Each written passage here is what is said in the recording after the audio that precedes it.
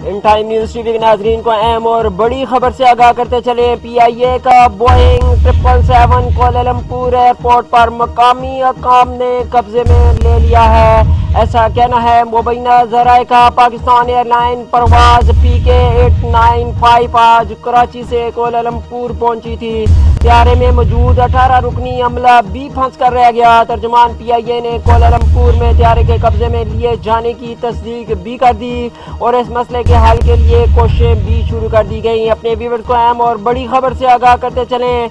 PIA का Boeing 777 Kuala Lumpur airport पर मकामी अक़वाम ने कब्जे में ले लिया। मुबैना ज़राए के मुताबिक पाकिस्तान एयरलाइन परवाज PK 895 आज कराची से कोलालमपुर पहुंची थी। त्यारे में मौजूद 18 रुकनी अमला भी फंस कर रह गया।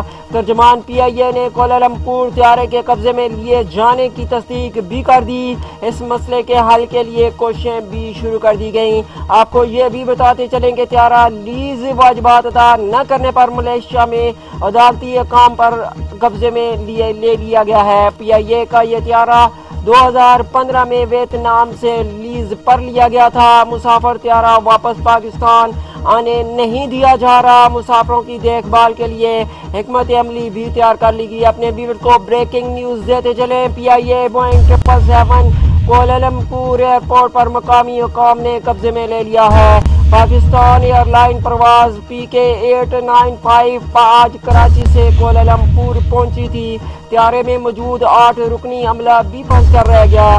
तर्जुमान PIA ने कोलालमपुर त्यारे के कब्जे में लिए जाने की तस्दीक भी कर दी और इस मसले के हल के लिए कोशिशों का आगाज भी कर दिया गया। आपको ये भी बताते चलें कि त्यारे की लीज वाजिबात अदा न करने पर मलेशिया में अदालती हुक्म पर कब्जे में त्यारा लिया गया है। जराए के मुताबिक PIA का यह त्यारा 2015 में वियतनाम से लीज पर लिया गया था। मुसाफिर त्यारा वापस वतन नहीं आने दिया जा रहा।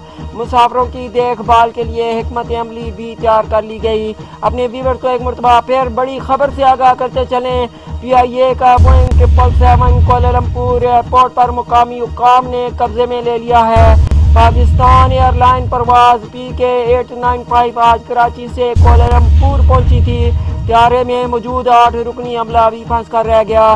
तर्जुमान PIA ने कोलालमपुर में त्यारे के कब्जे में लिए जाने की तस्दीक भी कर दी और इस मसले के हल के लिए कोशिशों का आगाज भी कर दिया गया।